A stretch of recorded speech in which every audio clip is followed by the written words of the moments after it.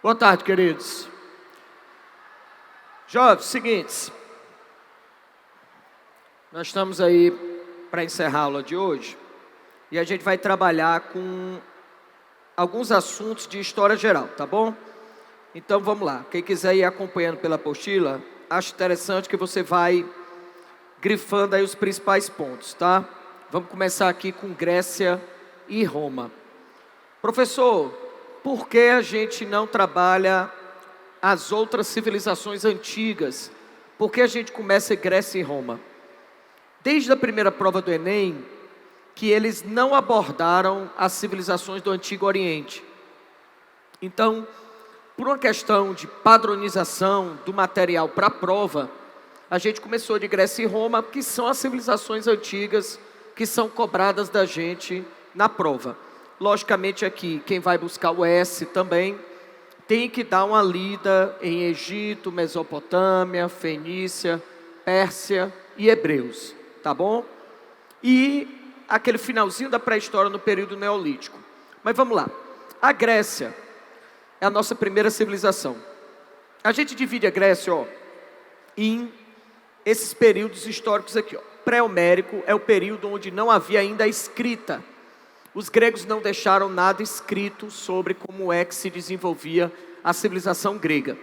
O período homérico, nós temos os primeiros relatos escritos e a obra do Homero, que são as obras da Ilíada e da Odisseia, que são obras mitológicas, mas que narram a história da Grécia através de guerras, tá?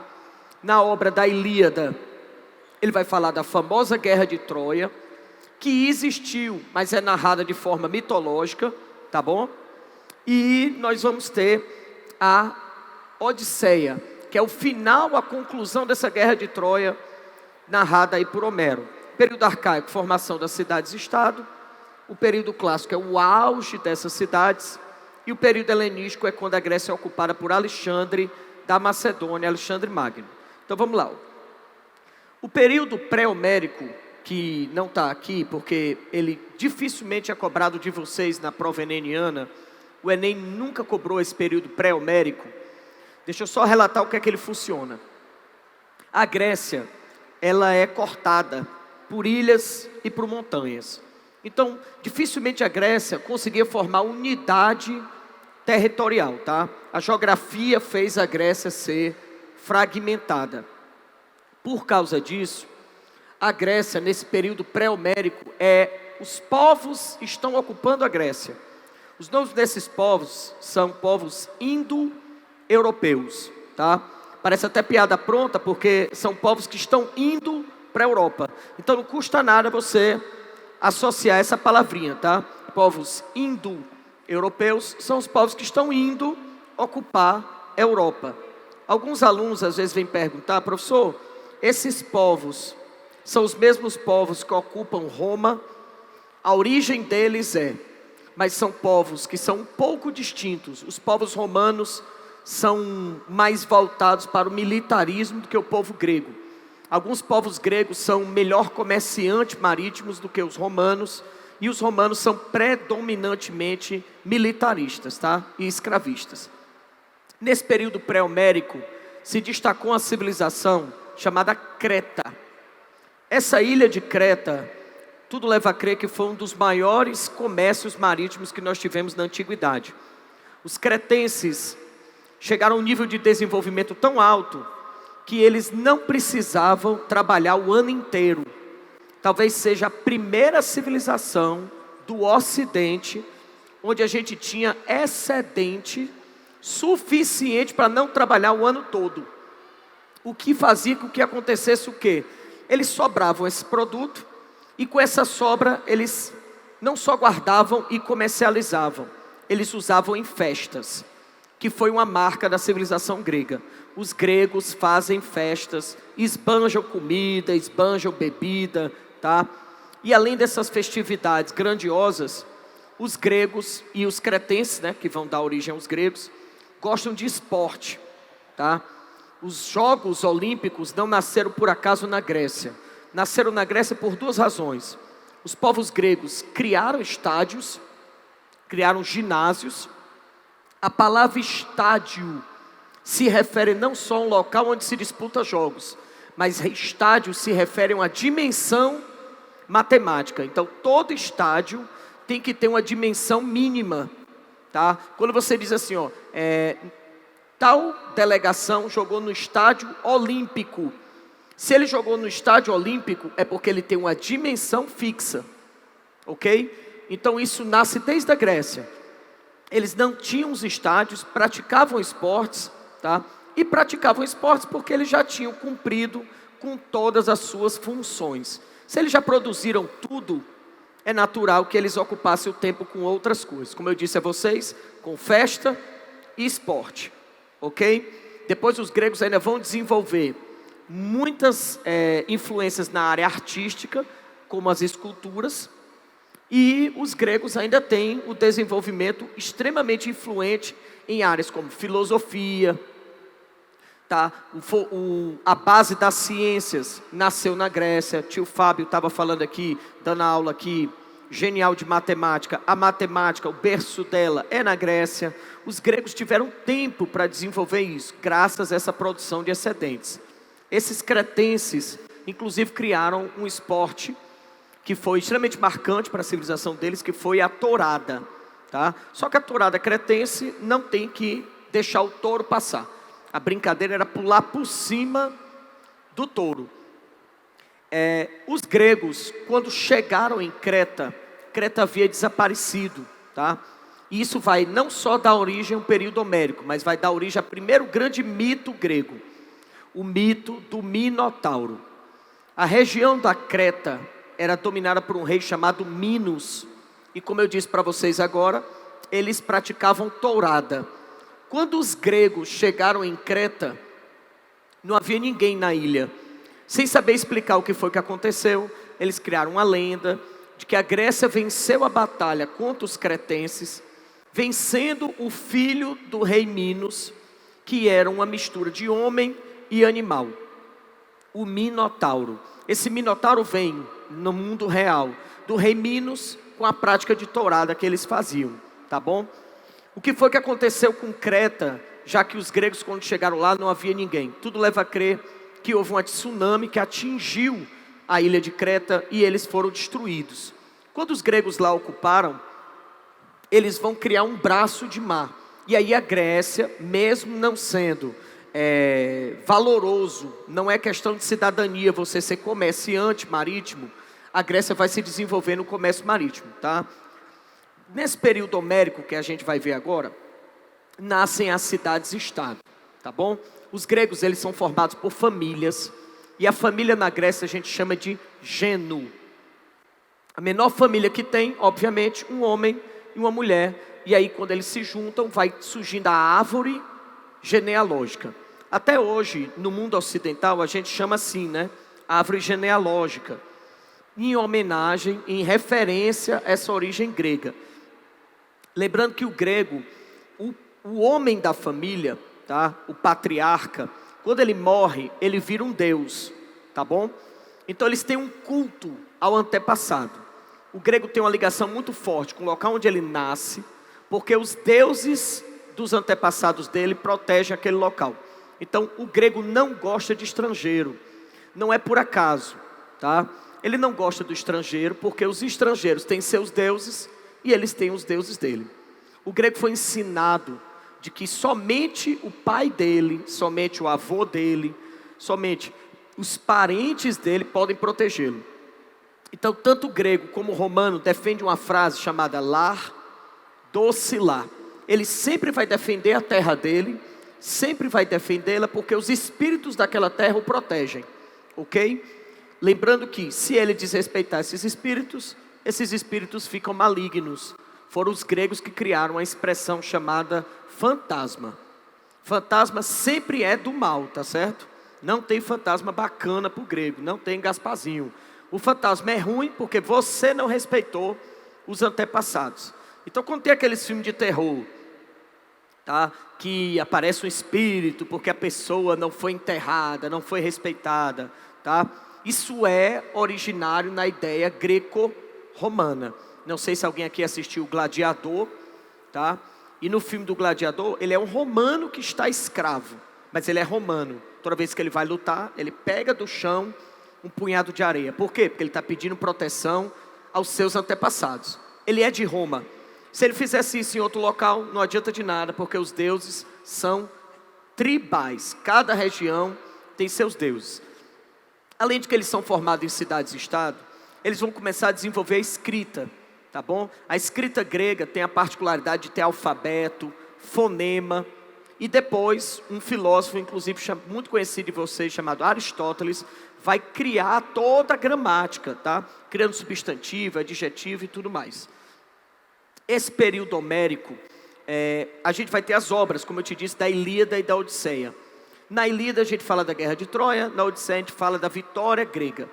Ficou nessa obra do Homero as explicações de como surgem as heranças na Grécia, e principalmente é nessa obra da Ilíada e da Odisseia que muitos mitos gregos chegam até nós, como o mito do calcanhar de Aquiles, que era um guerreiro que na teoria é imortal, só morre pelo calcanhar, tá? Lógico que é um mito, não é verdade. De onde é que ele tira que você morre que o Aquiles morre pelo calcanhar? É porque todos nós, não interessa o nosso tamanho, não interessa se você é um jovem light, ou você é um jovem pronto para o fight, tanto faz se vocês forem atingidos no calcanhar, é um local que vai levar vocês à morte, porque tem uma veia, tá certo? Que se você tiver um corte ali, você vai perder sangue muito rápido e vai morrer. Inclusive, os romanos, por exemplo, faziam isso como castigo aos seus inimigos. Cortavam o tendão dos inimigos e mandavam eles andarem. Poucos metros depois eles morriam, tá? Então, quando eu falo que teve o calcanhar de Aquiles, Aquiles não morre pelo calcanhar. Ele está querendo dizer, metaforicamente, que não interessa o tamanho do soldado, se ele for atingido no calcanhar, ele vai morrer. O difícil é alguém atingir um calcanhar de um soldado, né? A gente não sabe quem era o Aquiles, provavelmente existiu. Então a única impressão que a gente pode ter é que o Aquiles é daquelas pessoas que nascem de forma muito rara. Você já deve ter assistido algum filme do Velozes e Furiosos e já deve ter visto aquele ator The Rock, né? 1,90 m e tanto, gigante, pronto. O Aquiles provavelmente era um cara daquele tamanho. Se um cara daquele tamanho aparecesse na tua frente, o que é que tu vai fazer?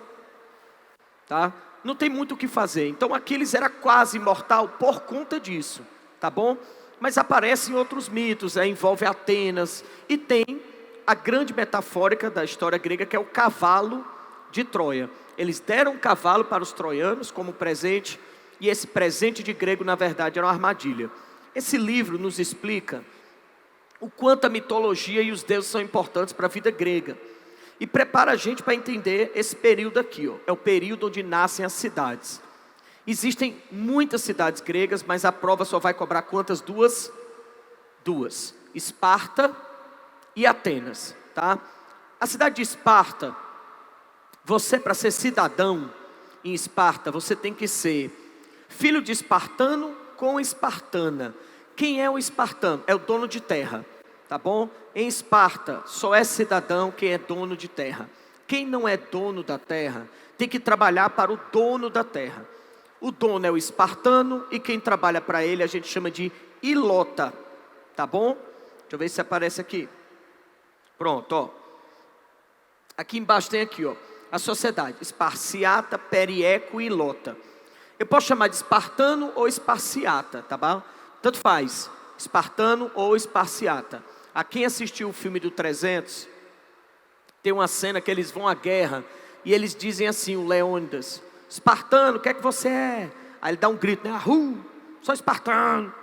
Por que ele está dizendo que ele é espartano? É porque ele está dizendo que ele é cidadão. O que é que o cidadão faz desde seu nascimento? Ele é preparado para a guerra. Aos 7 anos, em vez de ele ir para uma escola normal, ele vai para uma escola militar. Vai passar por um treinamento dos 7 aos 18, ok? Todo mundo ali é de um nível social parecido.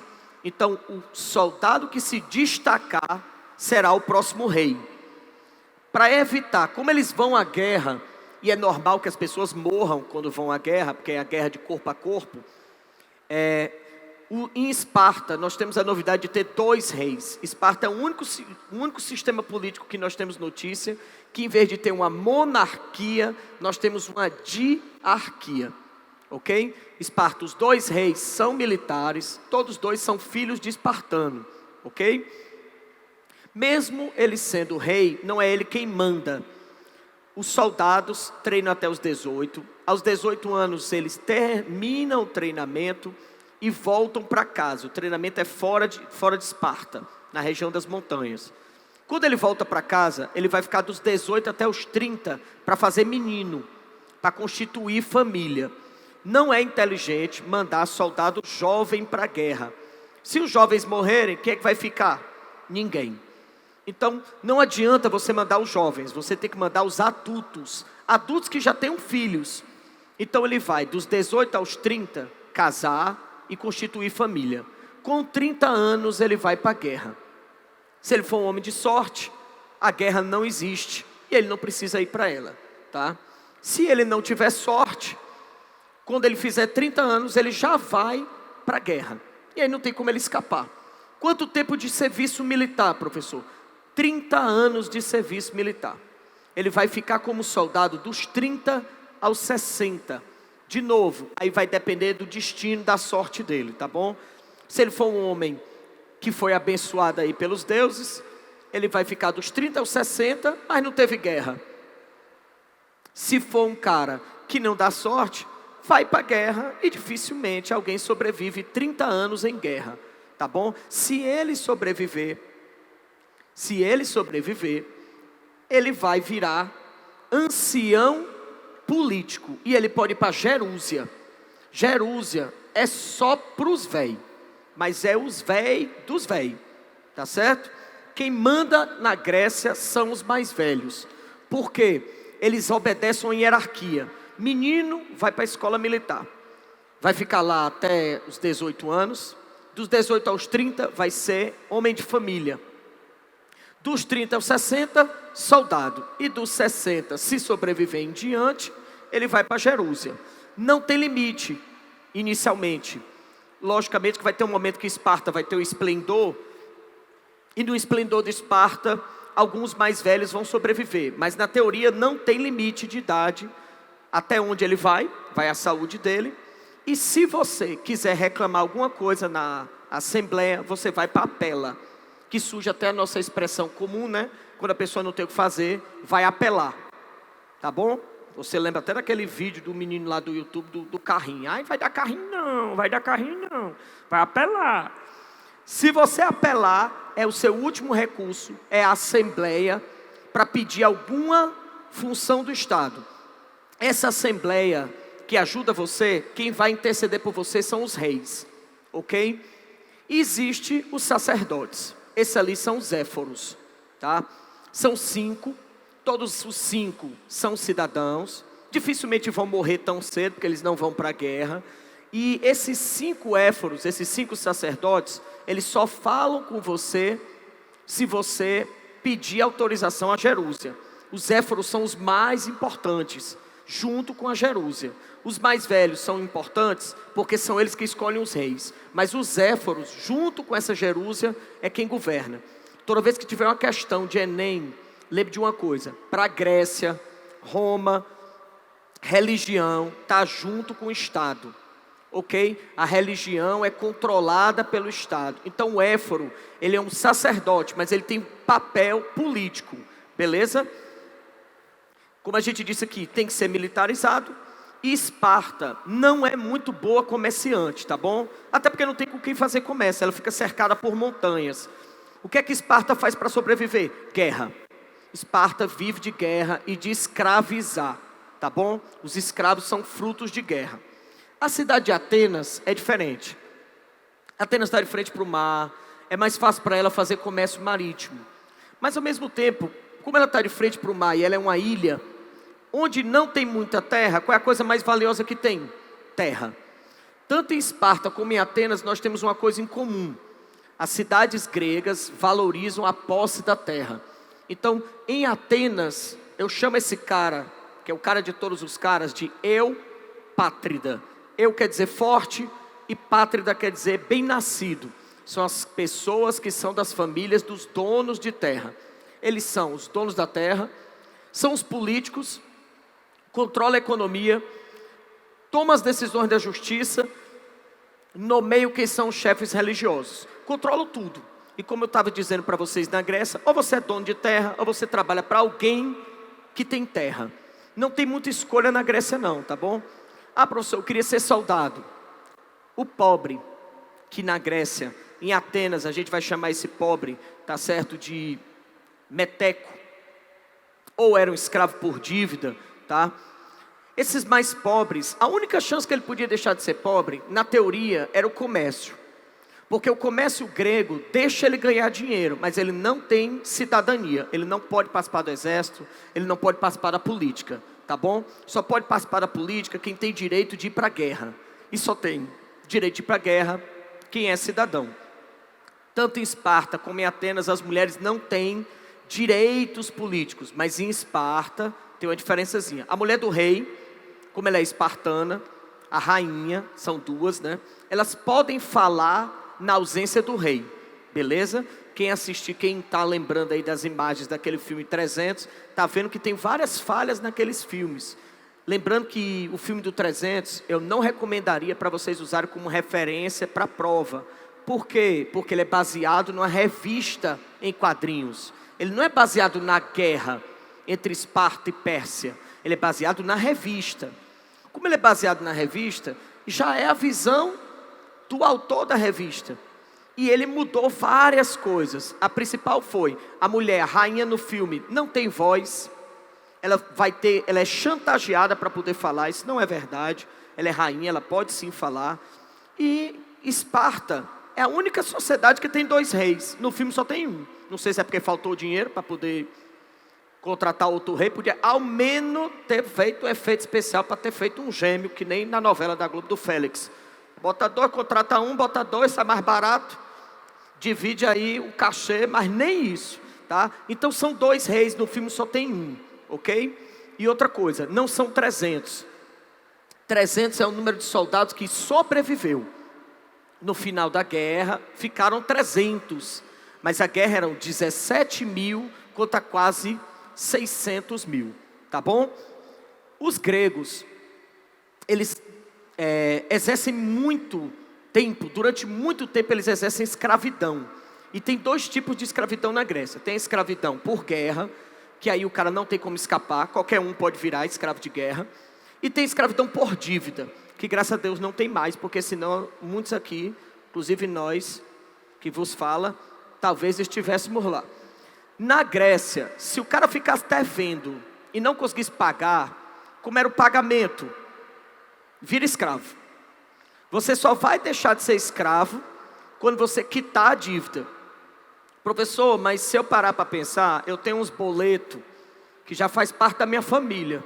Eu já boto na mesa, já tem aniversário do boleto, tá certo? Ele está na minha conta ali, todo mês tem aquele boleto. Eu lembro mais dele do que dos meninos lá em casa. Às vezes esquece o aniversário do filho, mas do boleto não esquece, tá? Esse boleto que você paga todo mês, ele não é um boleto que lhe torna escravo por dia, porque você continua indo para onde você quer. Eu não posso lhe vender porque você está devendo. Na Grécia, você se torna um objeto por causa de dívida, tá bom? Detalhe, se meu amigo, como é seu nome, meu amigo? Ícaro. Se menino Ícaro fosse meu escravo por dívida, não é interessante para mim que eu mate o Ícaro. Se eu colocar ele para trabalhar e castigar ele fisicamente e ele morrer, o irmão do Ícaro não pode substituir ele. Então não é vantagem que ele sofra agressões físicas. A punição dele vai ser o quê? Trabalho. Na Grécia, em Roma, a palavra trabalho associa-se a sacrifício, associa-se a punição. Eu mandei o cara trabalhar, tem a ver com punição. Porque se tem uma coisa que o grego rico faz, é não trabalhar. Grego rico faz o quê? Política. Grego rico faz o quê? Guerra. Trabalho é o pobre. O pobre vai para o trabalho, o rico vai para a guerra. Hoje é igual? Não. Os ricos trabalham para gerar mais riqueza. E o pobre é quem vai para a guerra hoje. Quem vai para a guerra é o pobre. O rico ele aperta o botão, mas quem está na guerra levando a bomba é o pobre, não é o rico não. Tá? Nos filmes é o rico que vai para a guerra, né? Que é o Batman, que é um rico, é rico, mas vai para o fight, tá? Quando os gregos começaram a se desenvolver, a sociedade grega, que virava escrava por dívida, ficava indignada porque eu sou grego, mas eu viro escravo. E começou uma briga social, vários conflitos aconteceram em Atenas. Então Atenas ganhou uma característica que sempre é cobrada nas provas, de ter sido uma das primeiras civilizações a ter criado medidas políticas. Ficaram famosas as reformas de Drácon, Solon, ok? Que reformas foram essas, professor? Principalmente a lei, até antes, a lei era oral. Quem aqui já participou de qualquer reunião? Ou então aqui a gente está dando aula aqui para vocês. Por mais que você preste atenção na aula, no final do dia, quando você chegar em casa, você vai lembrar de tudo que eu disse? Impossível. Imagine daqui a 6 meses, tu lembrar exatamente o que eu falei numa lei. Aí tu vai cometer um crime, eu vou dizer, ó, a gente já tinha dito que isso aqui é crime. E você vai me dizer, não, ninguém falou isso não, falou sim. E vai ficar a palavra de um contra o outro. O problema é, todos são cidadãos e todos sabem lutar. Tu imagina uma reunião onde todo mundo está armado, todo mundo sabe lutar e um está dizendo que é mentiroso. Essa reunião talvez nem acabe. Para evitar problemas, o que é que eles fizeram? A lei passou a ser escrita. E aí a gente vai votar. O grego não gosta de levanta a mão e diz sim ou não. Ele não gosta disso. Levanta a mão e fala. Você tem que falar. O grego gosta da oratória. Tanto que vai surgir um grupo na Grécia chamado sofistas, que são gregos, filósofos, especializados na arte da retórica. E os sofistas, eles não se preocupavam de mentir não, viu? Para eles não tem mentira não. Não é mentira até que você argumente que é mentira. Então cabe a você distinguir se eu estou mentindo ou não, tá bom? Quando essas leis foram criadas, e aí passa a surgir a lei escrita, depois vem o solo e proíbe a escravidão por dívida, tá? Todos esses fatores vão acabar levando a Grécia até um regime político extremamente importante chamado democracia, criada com Clístenes, tá? A democracia grega, vou já dizer aqui que tem, deixa eu só falar logo. Tem uma jovem, eu acho que é jovem, né? A jovem, Adrielen Pires Pessoa. Perdeu o cartão, depois procura aqui em cima, jovem. Adrielen Pires Pessoa, tá? O cartão está aqui em cima. Na democracia grega, as cidades eram pequenas, tá? A cidade de Atenas é bem pequena em relação a gente. Aqui tem mais cidadão do que tinha na Grécia, em Atenas. Então, se a gente fosse decidir uma lei aqui, e todo mundo fosse falar, quanto tempo a gente levava para escolher uma lei? Alguns meses, tá? Tem muita gente aqui para a gente escolher as leis, todo mundo falando, lembrando que todo mundo vai levantar a mão e vai botar seus argumentos. A gente vai passar meses discutindo, tá? Então os gregos fizeram o seguinte, eles permitiam que todos os cidadãos participassem. Tudo bem, mas o problema para a Grécia é o que é ser cidadão. Eles restringem o que é cidadão. Homem, maior de idade, ateniense, tá certo? Obviamente livre. Só os homens livres, atenienses, maiores de idade. Mulher não tinha direito de cidadania, de menor não tinha direito de cidadania e estrangeiro não tem direito de cidadania.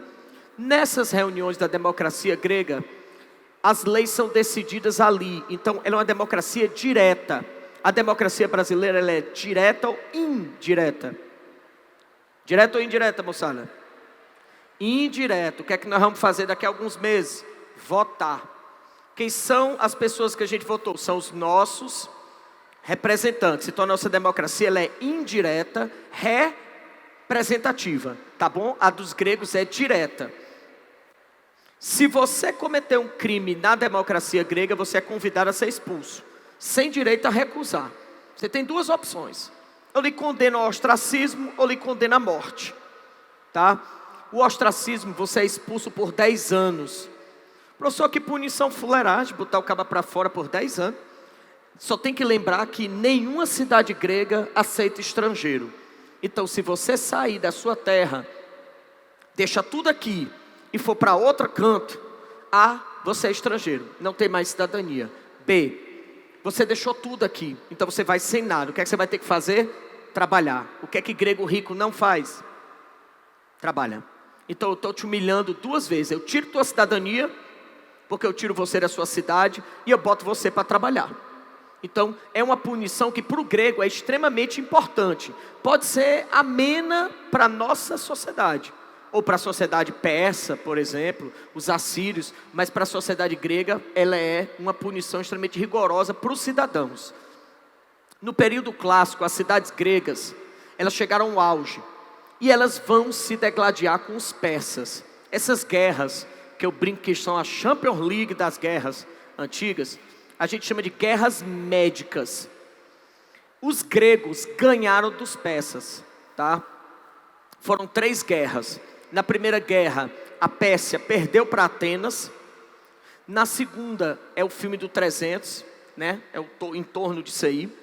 Os persas ganharam de Esparta. E na terceira, os gregos fizeram algo que ninguém esperava. Se uniram.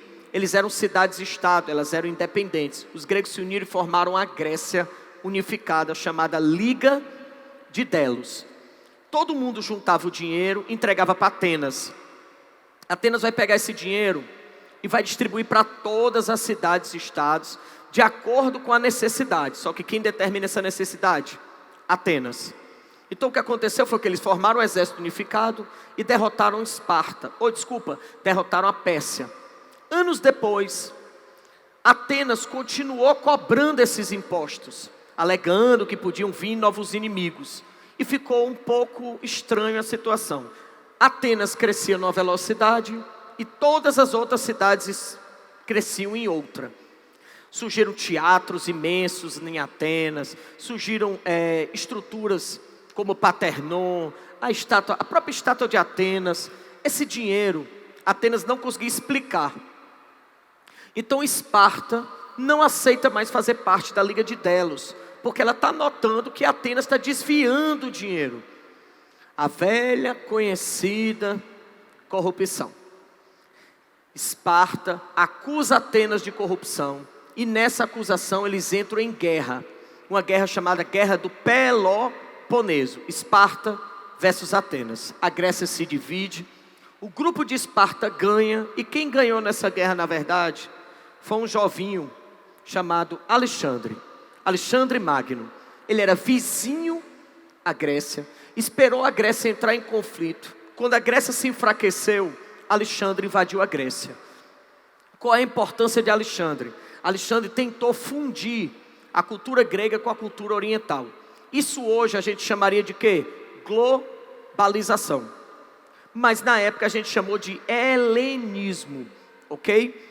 Heleno era o nome que a gente dava ao homem ou à pessoa que junta as informações culturais grega e oriental. De boa na lagoa? O que é que os meninos gregos deixaram para a gente de herança cultural? Que é extremamente cobrado na prova, tá bom? Inclusive na prova de linguagens, vocês sabem que tem uma parte para artes. E sempre cobra-se uma herança grega, tá bom? Primeira coisa, filosofia grega, né? Filosofia grega, que depois vocês vão ter uma aula só referente aí à filosofia. A gente sabe que a prova de filosofia sempre cobra a origem da filosofia. Lá na Grécia, você tem os filósofos gregos pré-socráticos, que acreditam que o objetivo deles, conhecer a origem do mundo. Aí cada um deles vai dizer de onde vem o mundo, né? Todos eles acreditam numa coisa: o mundo é feito de matéria. Tem que ter algo que criou o mundo. Alguns acham que é a água, é o fogo, é o ar, tá? Nós vamos ter o menino Demócrito que vai dizer que é o átomo, que é uma explicação sensacional, porque o cara diz que o mundo é feito de uma coisa que ninguém vê. Então como é que você prova que ele está errado se ninguém vê? Tá? Então ele diz: o mundo é feito do átomo, só que ninguém vê o átomo. Por isso que a gente não entende de onde a gente veio, tá? Nós vamos ter os filósofos a partir de Sócrates, que vão questionar o porquê das coisas, tá? Sócrates não aceita as ideias como elas são. Ele pergunta de onde vem a ideia. O que é que ele quer? ele chama de essência, é o valor real das coisas. Eu quero saber de onde é que veio esse conceito que eu estou dizendo para vocês, tá? Que inclusive, quantas vezes a gente não faz isso, né? Quantas vezes a gente não recebe nas redes sociais uma informação, mas a gente não sabe de onde veio. Mesmo assim a gente compartilha. Por quê? Porque é uma informação que parece ser verdade. O Sócrates ia dizer para você fazer o quê? Para você perguntar de onde veio. E aí quando você fizer essas perguntas, provavelmente você chegaria num local chamado, vixe, não era verdade. Ok? Nós vamos ter menino Platão, que acredita que o mundo é dividido em duas ideias, o mundo dos sensíveis e o mundo ideal, tá? Tio Aristóteles, que vai criar a base das ciências. Nós vamos ter como origem grega, herança, os Jogos Olímpicos que a gente falou, tá? Até hoje, os Jogos Olímpicos têm algumas características da Grécia. Quais são as características dos Jogos Olímpicos gregos?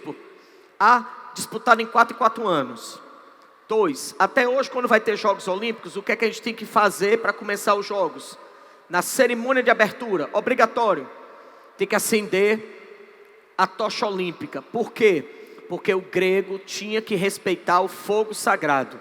Então toda vez que tu estiver num ambiente que o fogo estiver apagado, aquele ambiente é um ambiente inseguro espiritualmente. Os espíritos vão proteger os jogos. Aí você tem que acender a tocha olímpica. Hoje, por uma questão até simbólica, ninguém precisa deixar a tocha olímpica o tempo todo acesa. Mas em respeito a essa tradição, a tocha olímpica fica acesa durante todos os jogos. Como é que eu garanto, professor, que a tocha olímpica vai ficar acesa? Aí alguém vai ter que ser responsável por isso. E a gente finge, né? Sempre tem uma maneira da gente acender a tocha olímpica de forma magnífica. Já foi com um arco e flecha, um cara descendo de paraquedas. Teve uma Olimpíada nos Estados Unidos que o cara foi com tipo um drone, tá? Voando e acendeu a tocha olímpica. Então essa tocha olímpica simboliza esse fogo dos espíritos gregos, tá bom? Fora que os gregos nos deixaram o alfabeto, a matemática com Pitágoras e uma série de outros legados. Tinha Roma. Roma parece a Grécia, só que Roma coloca uma coisa na cabeça de vocês. Roma vive de guerra, escravidão. Guerra, escravidão. Quem faz muita guerra vai chegar num círculo vicioso. Que Roma vai chegar. Qual é o círculo vicioso? Quanto mais guerra você faz, mais inimigo você gera. O que é que os romanos fazem com os inimigos? Botam dentro de Roma. Ninguém em sã consciência coloca um inimigo dentro de casa. O romano coloca. Como é o nome desse inimigo que ele coloca dentro de casa? Escravo. O romano, ele faz a guerra, provoca inimigos nas fronteiras. Os inimigos que ele vence, ele escraviza e traz para dentro de Roma para trabalhar para ele. Então Roma está cercada de inimigos dentro e fora. Quanto tempo ela aguentaria essa pressão? Tipo a panela de pressão, com inimigos aqui dentro, atacando ela o tempo todo, querendo fugir, atacando o exército romano e os inimigos na fronteira. Por incrível que pareça, Roma conseguiu resistir por 2 milênios quase. 2000 anos de existência, Roma escravizando e fazendo guerras, tá? É mais fácil entender Roma, o nome das classes sociais, porque nós só temos quantas 4 classes sociais? 4. Quem é rico é patrício. Filho de patrício já nasce rico. Nós temos até uma expressão que a gente usa também aqui muito no Brasil, que quando a pessoa é rica, o filho do rico é o quê? Patricinha, tá? Então não custa nada você lembrar Patricinha, porque nasceu em berço de ouro, tá? O filho do patrício, ele vai fazer o que da vida? Vai fazer Enem? Vai não. Vai fazer guerra. O negócio dele é fazer guerra e política. Dos 18, mesma coisa do grego. Dos 18 aos 30, família. Dos 30 aos 60, guerra. Depois de 60, ele vai para a política, tá bom? O menino que é romano, mas é pobre, é chamado de plebeu, tá bom? O patrício é o rico, o plebeu é o pobre. Massa? O plebeu só tem uma coisa para fazer: trabalhar. No início ele não vai para a guerra, ele não pode ser soldado. Ele é romano, mas não tem nenhum status de ser romano, tá bom? Aí você tem um rapaz chamado cliente. O cliente às vezes é um plebeu que aceita trabalhar para o romano rico, para o patrício. Surge uma profissão em Roma que não tinha na Grécia. Esse cliente, ele é tipo um mordomo, tá? Eu acho que a associação mais rápida que a gente faz aqui é o nosso personagem da novela, que virou filme, o Crow. Tá certo? O Crow, ele é como se fosse o cliente da Teresa Cristina. Tá? Ele fazia tudo que a Teresa Cristina quer. O cliente em Roma, ele faz tudo que o patrício quer. Em troca, o patrício não escraviza ele. Professor, é como se ele fosse escravo. Mais ou menos, porque o cliente, ele convive com os patrícios. Em Roma, tinham piscinas, tinham áreas públicas. E aí tinha a área pública dos patrícios, tinha a área pública dos plebeus. Os clientes ficam com os patrícios. Eles preferem ficar com os patrícios do que ficar entre os plebeus e os escravos. E obviamente, Roma tem muito escravo. Ela foi monarquia, ela foi república e ela foi império. Nessas 3 fases, por que Roma passou de monarquia para república? Roma teve um momento na monarquia que os patrícios, eles só vão para a guerra por 30 anos, só. Então, dos 30 aos 60, eles vão para a guerra. O problema é que não teve guerra. Então, teve um tempo tão longo sem guerra, que tu não tem como dizer para o patrício que ele não pode ser político. Imagine que o nosso amigo é patrício. Eu também sou.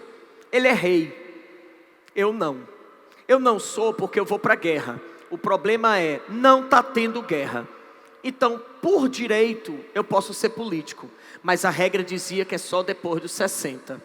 Então, os patrícios começaram a brigar entre si. Para evitar conflito, criar a república. Tá? A república, o nome quer dizer coisa pública. O que é que uma república faz? Ela cria cargos. Tá bom? Se tu tiver um governo monárquico, tu tem bem menos cargos do que num governo republicano.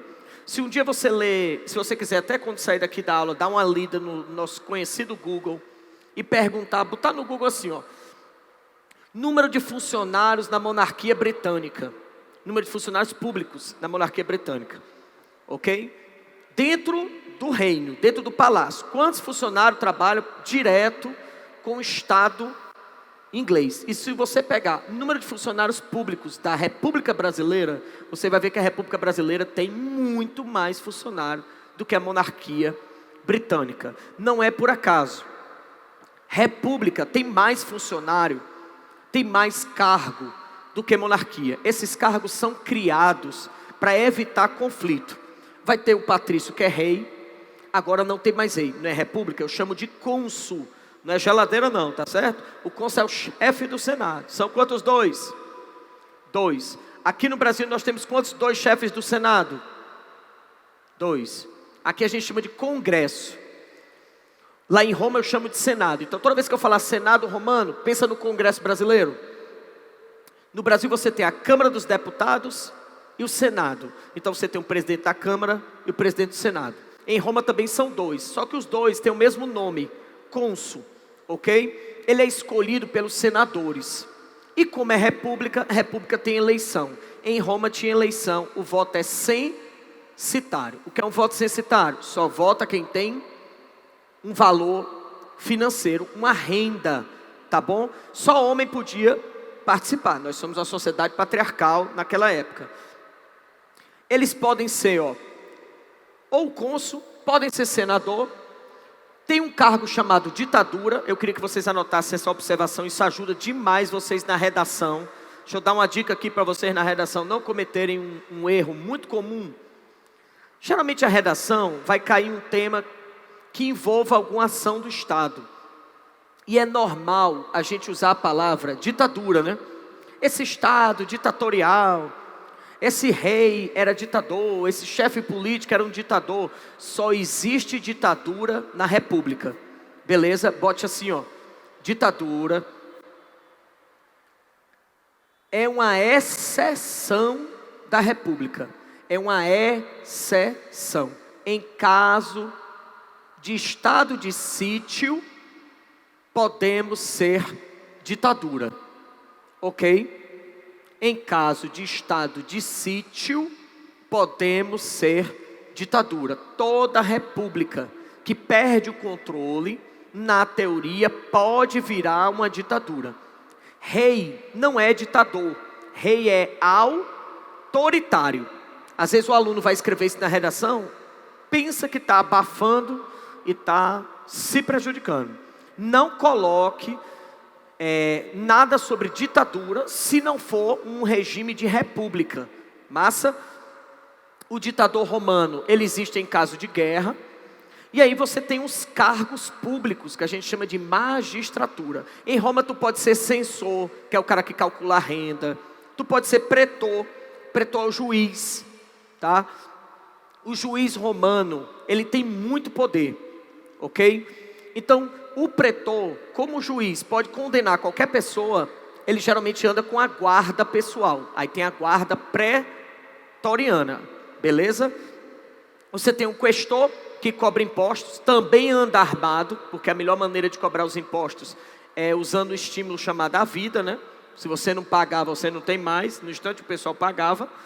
Você tinha o edis. O edis é o prefeito. Função do prefeito em Roma: ele cuida da iluminação, ele cuida da saúde, tá certo? Ele cuida da rede de esgoto e ele cuida das festas.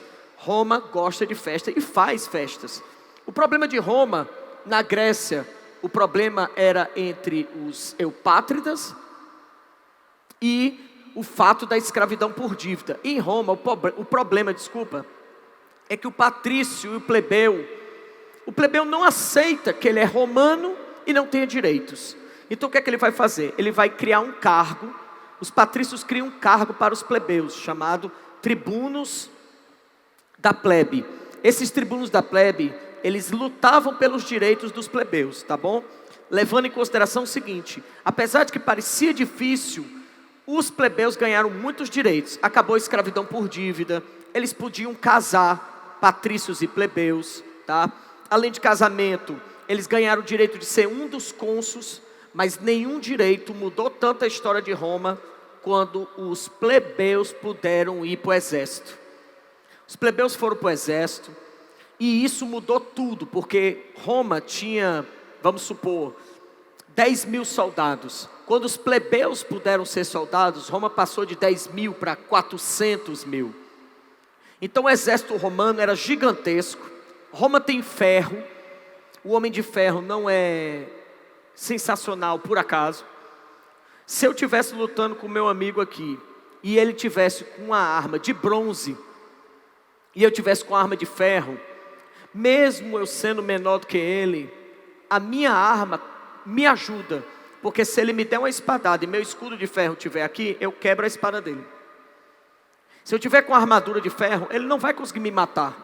O romano tem ferro, usa cavalo, tá? O arco e flecha dele tem a lança de ferro. Então o romano, ele, para muitos inimigos, ele era praticamente invencível, porque ele tem uma armadura, está a cavalo, e o cavalo é uma arma. Você atropela a negada com o cavalo, acabou, foi tudo, não tem mais o que fazer.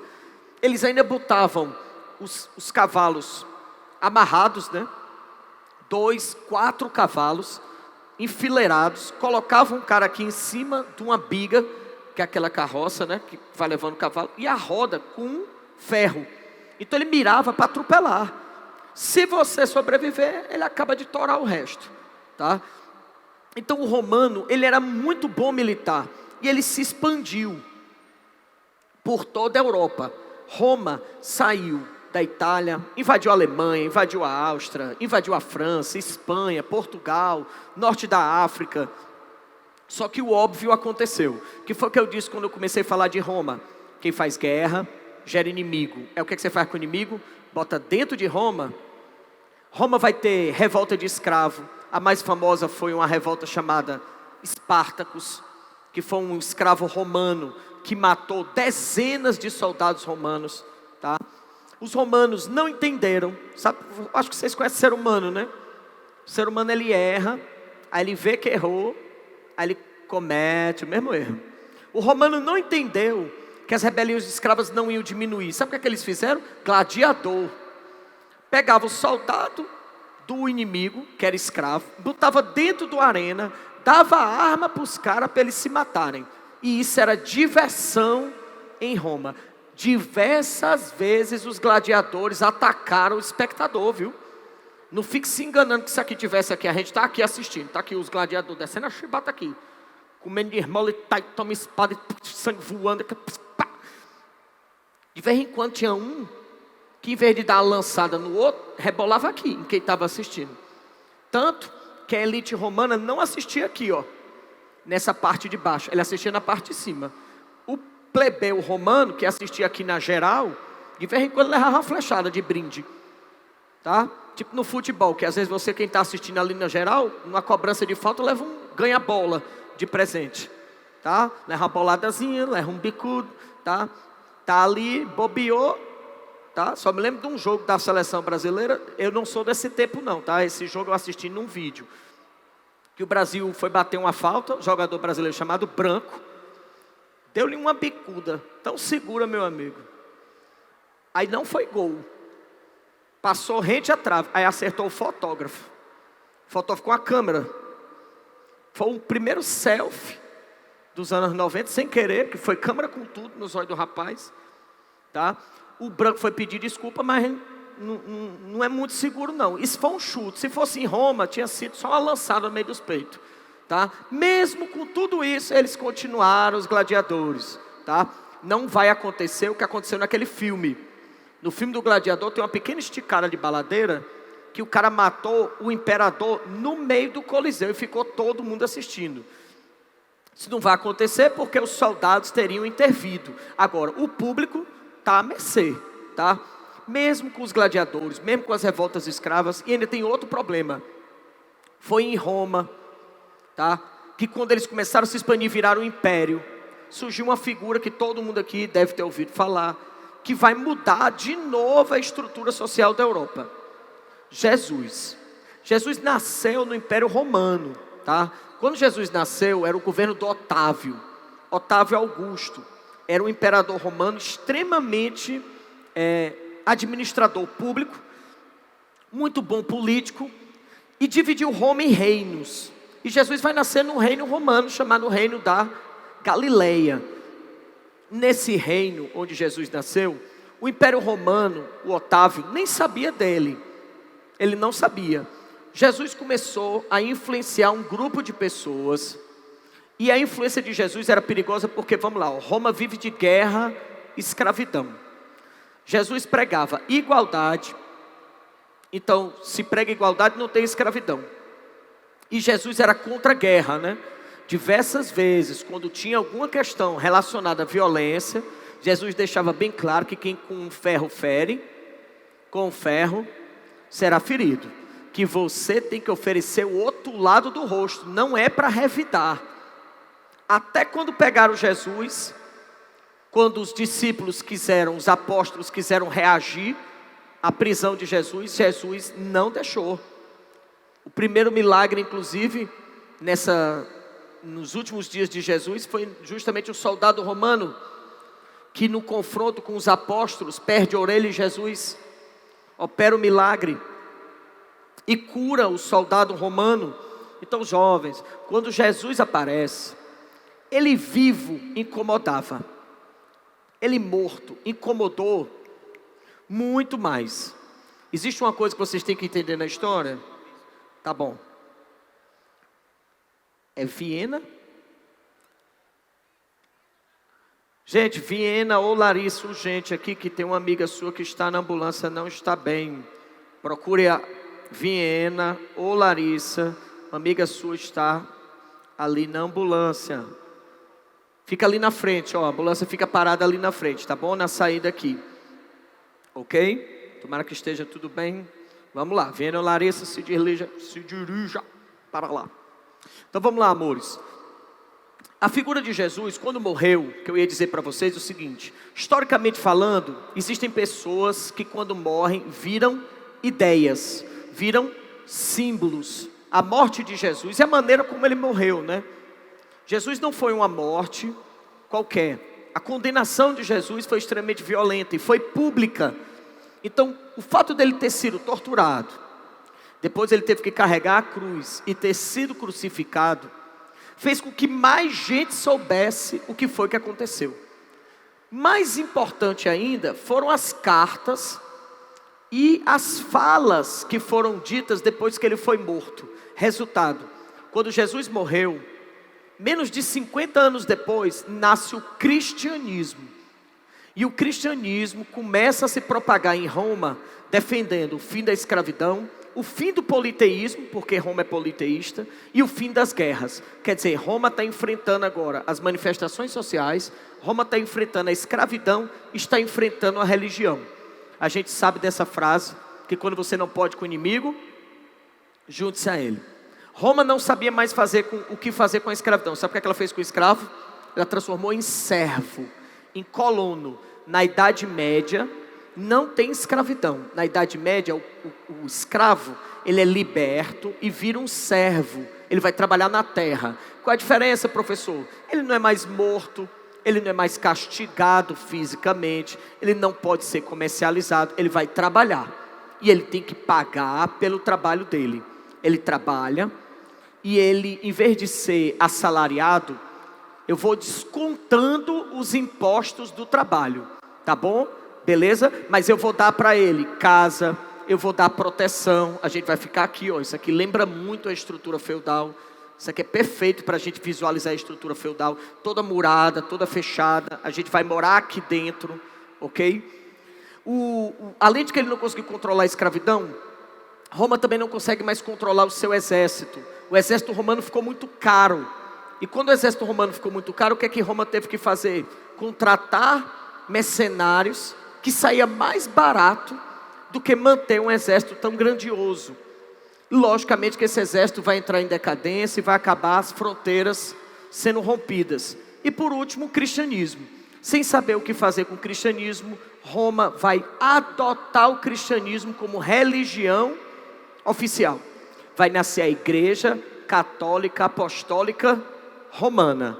Tá certo? Lembre-se sempre que a Igreja Católica, ela nasce em Roma, porque isso vai interferir para você entender o feudalismo, tá bom?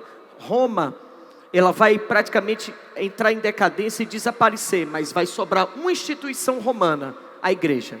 A igreja romana, ela sobrevive na Idade Média, tá bom? Eles vão fazer o que a gente chama aqui, ó, de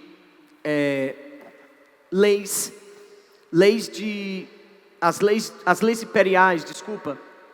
Elas vão ser uma tentativa de impedir a decadência de Roma, que não vai evitar, tá?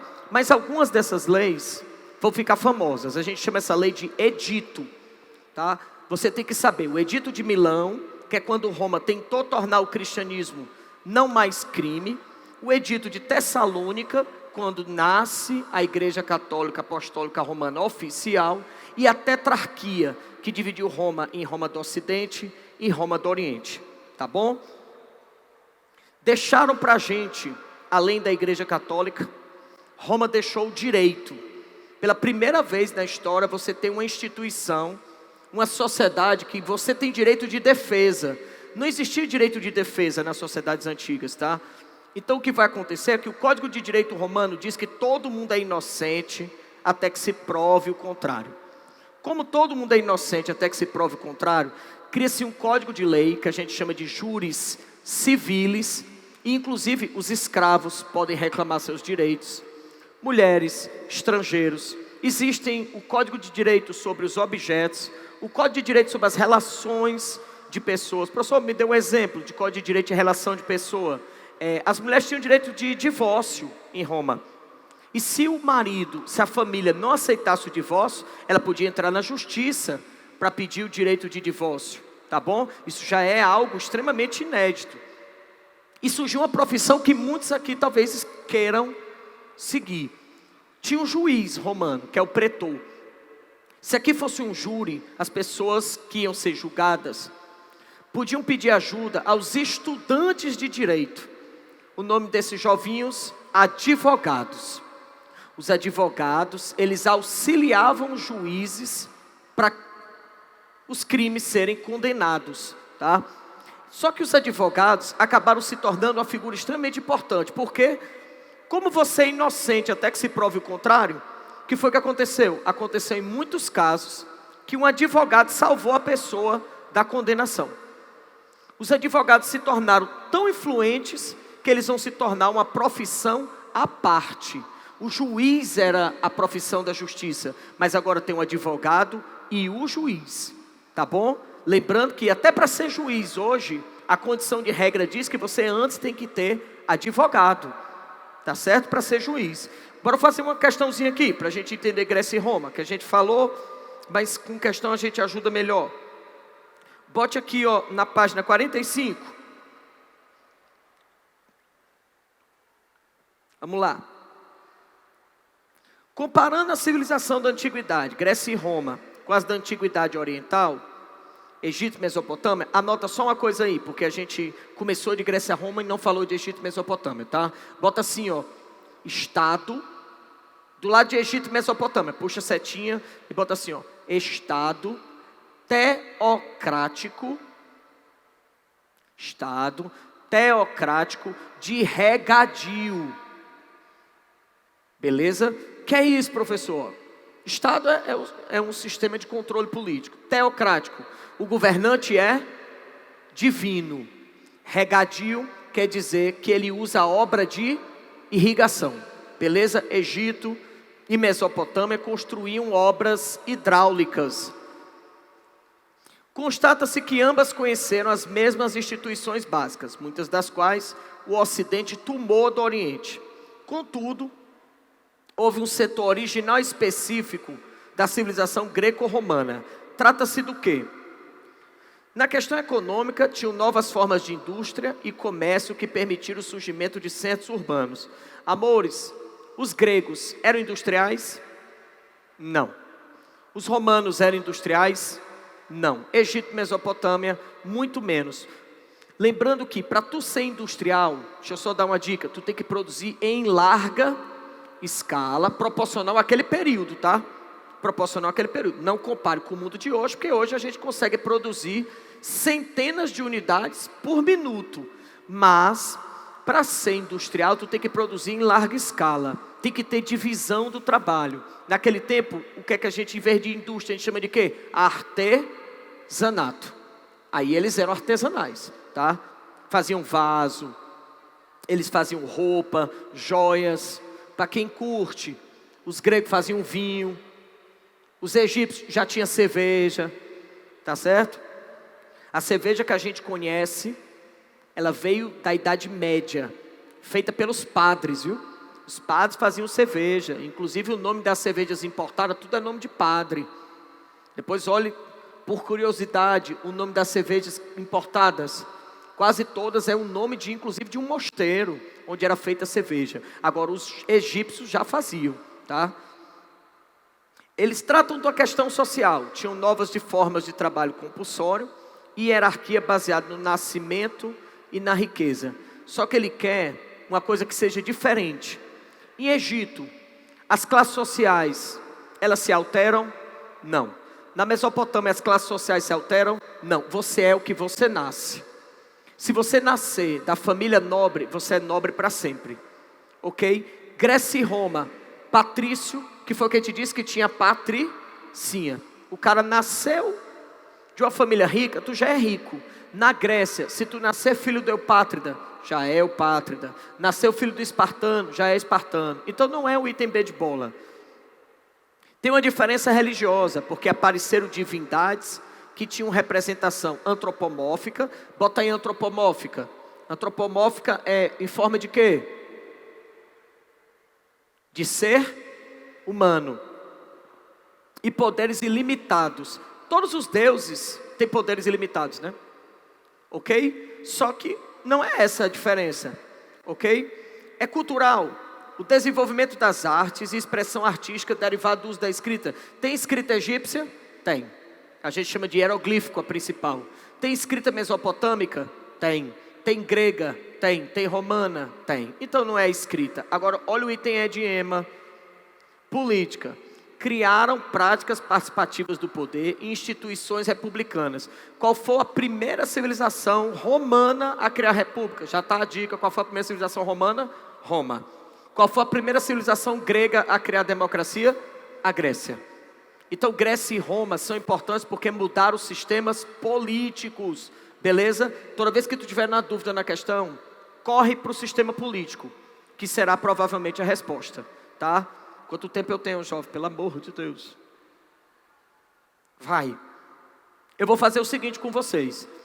Vocês devem ter visto que o módulo é bem extenso, por isso que eu fui mais rápido. Eu vou selecionar aqui, pelo módulo, as questões que a gente vai fazendo e vai comentando. Então, eu não falei disso aqui ainda. Bota aí para mim na questão 4.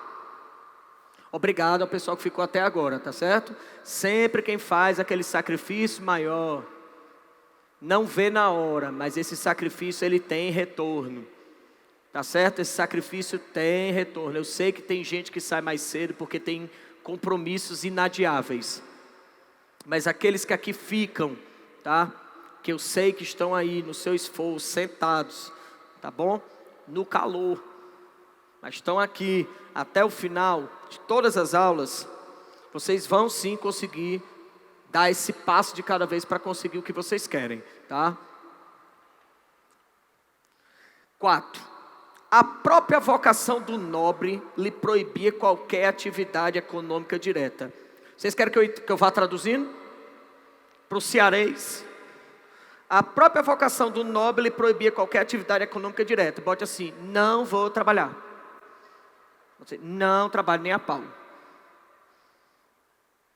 Ele pertencia do corpo e alma à sua função própria, a da guerra. Aí você bota aí, meter a chibata.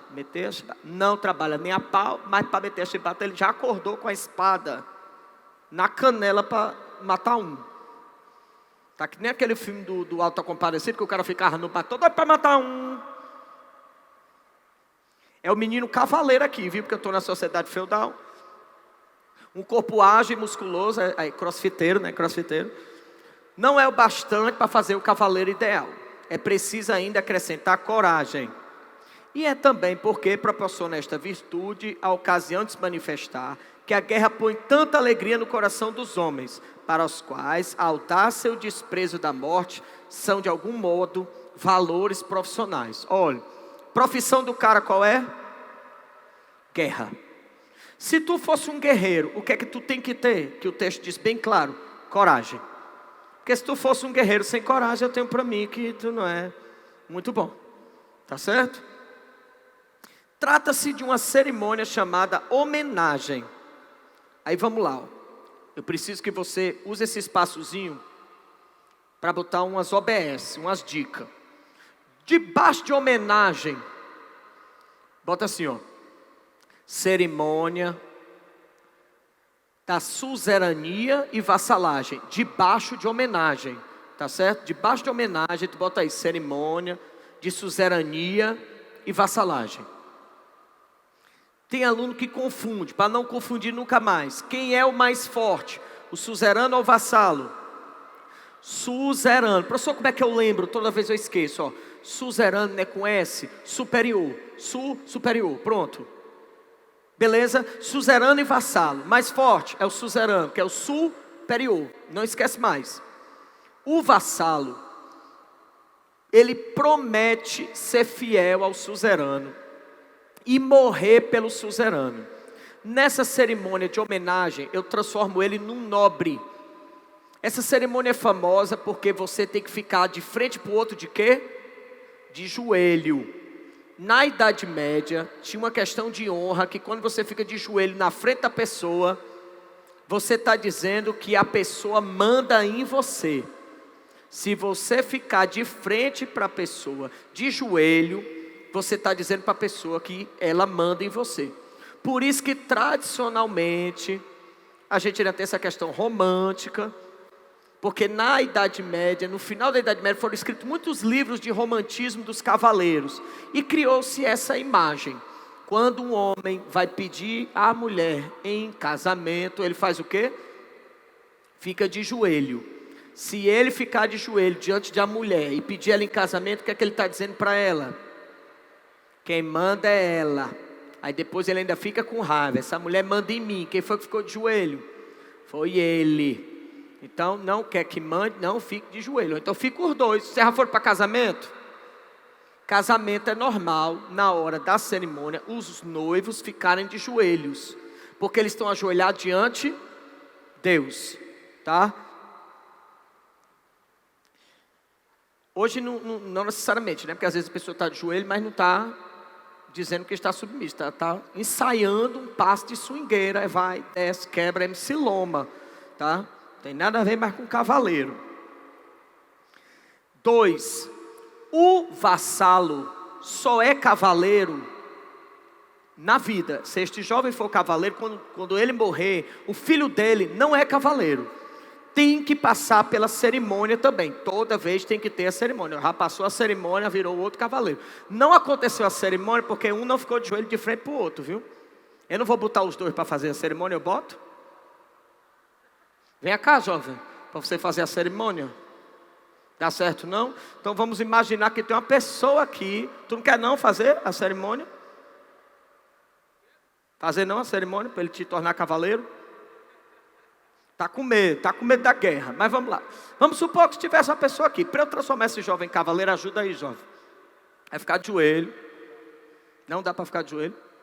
Ele está de joelho, gente. Você não está vendo, mas os efeitos especiais, ele está de joelho. Tá? O cara vem aqui. Vamos, ajuda o nego. Pronto, está aqui o jovem aqui para ajudar nós. Ele fica de joelho. Fica aí, pronto. Até o suzerano autorizar. Quando o suzerano autoriza, toca a pessoa se levanta. Ok? Quanto tempo dura? Quanto tempo eu achar que mereça? Teve gente que ficou, teve cerimônia de gente ficar um dia. Teve gente que ficou alguns minutos. Tá? O suzerano tem que dizer uma palavra e ele tem que fazer um juramento. Tá certo? Beleza? Obrigado, jovem.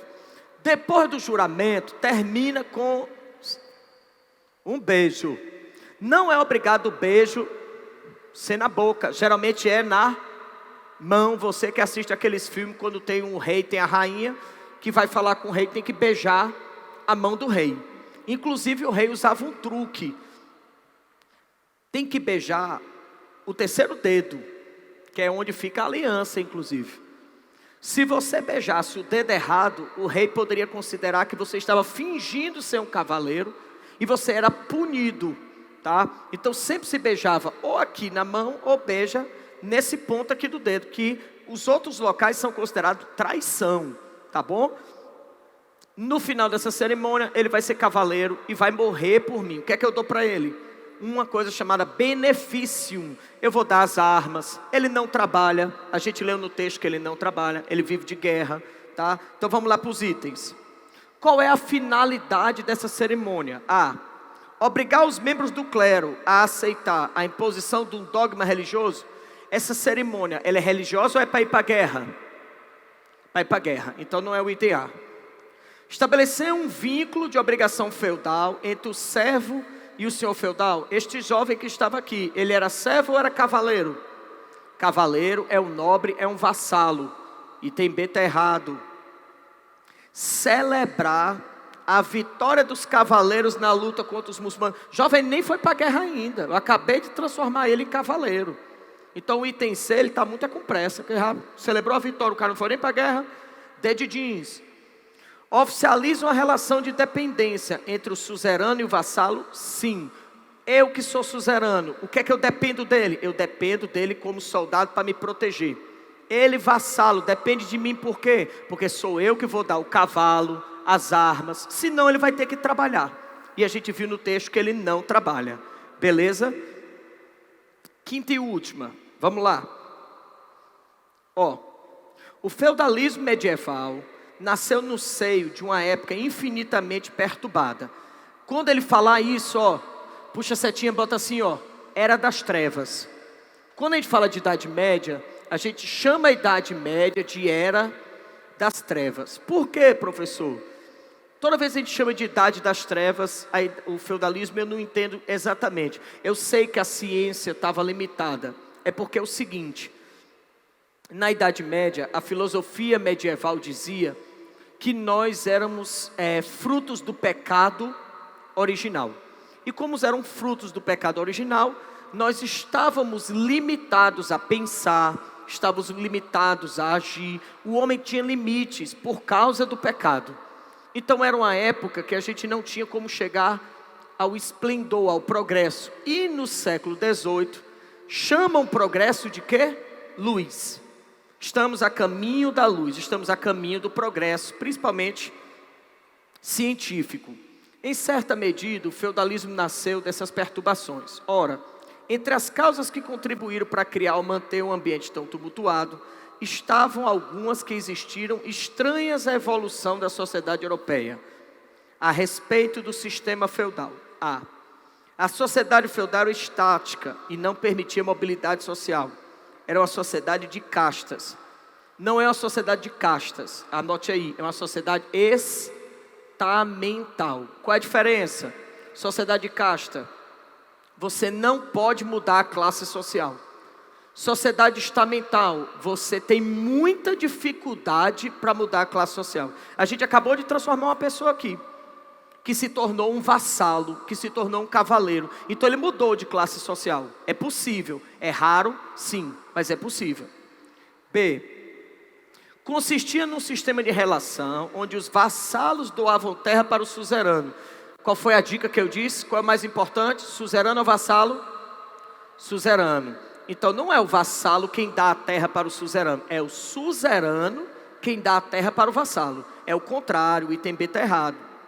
É um sistema que foi condenado pela igreja, porque não concordava com as exigências dos senhores que sobrecarregavam os camponeses. Jovem, os camponeses não eram condenados por trabalhar muito, o item C está errado. D. Através do domínio político, exercido por meio da violência e da obediência aos costumes, o servo era obrigado a prestar trabalhos e serviços ao senhor feudal. Verdade. O servo era preso a uma prestação de serviço, por isso ele é um servo. Tá bom? Tranquilo? O item E diz que a principal fonte de lucro era o excedente de produção. Toda vez que tu tiver em feudalismo, lembra que ele é uma economia de subsistência. Tá bom? Tranquilo? Obrigado quem ficou até aqui. Desculpa a gente ter sido um pouco mais rápido por causa da quantidade de assunto. Ok?